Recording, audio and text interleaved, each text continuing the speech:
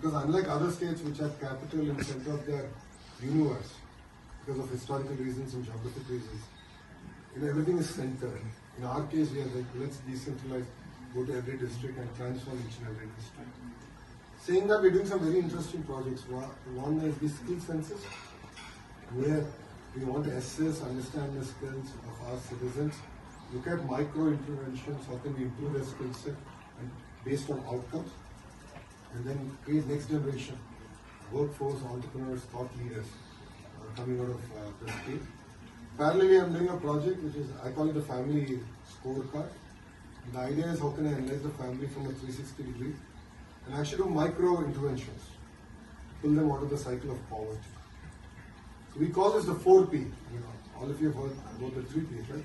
Private-public partnership. So we are adding people to it. See, all of us are beneficiaries of good education, great exposure, a little bit of luck. All of us using WhatsApp as a platform on speed and ease of living. And basic government delivery, how can we make it better? And I was talking to a lot of the thought leaders here on how can we implement AI in governance and slowly remove the human element, which tends to create rent-seeking, inefficiencies in the system. How can we sort of transform the entire sector? I think it's a journey. It's not a decision going to this. Just creating data centers.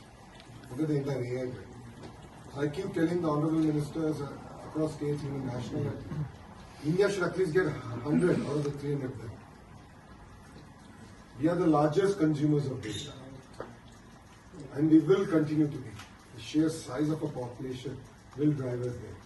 And it's clear that the next 25 years, 2.5 decades, is India's 2.5 decades. The demographics are all in our favor. And as politicians, as entrepreneurs, if we don't do it right, then we're going to have huge challenges arising out of our nation. As a government, all of you know Mr. Naidu's way of doing things.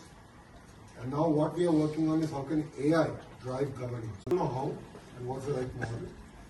So using the entire family scorecard as the model, where again, layer of AI, we can understand how to improve their income levels, how can we pull them out of the cycle of poverty. And that's what makes it very interesting. So we're doing some very interesting stuff in Andhra Pradesh. And needless to say, this time around, we are very focused on actually grounding things, getting things going.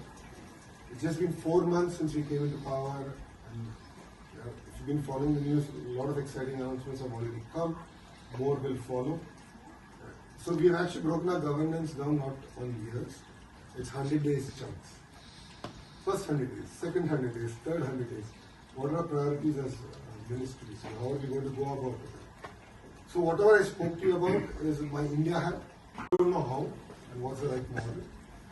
So using the entire family scorecard as the model, where again, layer of AI, we can understand how to improve their income levels, how can we pull them out of the cycle of poverty.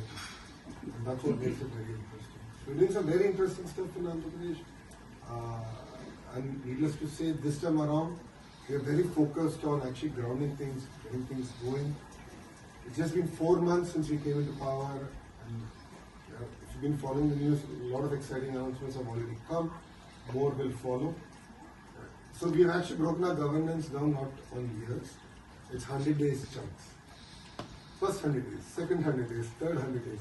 What are our priorities as ministries? How are we going to go about it? So whatever I spoke to you about is my India Hub.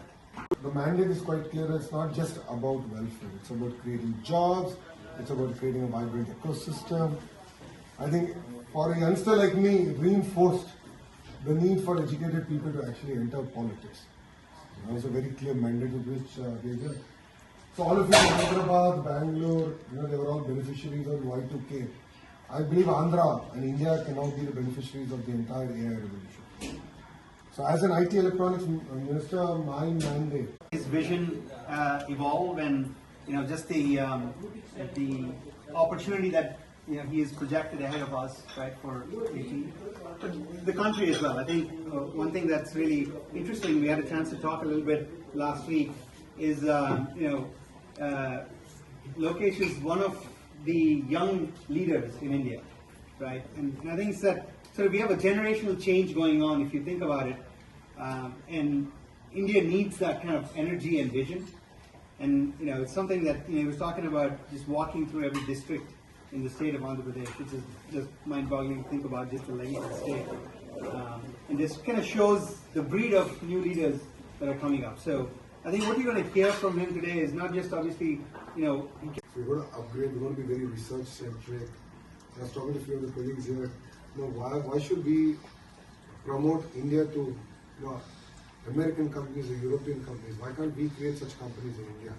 And I think that's what excites us. I think, and it's our time this time around. But for that, we need strong, high-quality education. We need that, the startup ecosystem. I think we need to do a lot more. It can't just be about 1-2 cities. I think India's far is actually the Bharat Hat, which is Human Resource Development. So KG to PG and skill development is also underneath. So what you'll see in Andhra is outcome-based education, and I'm leading this from the front.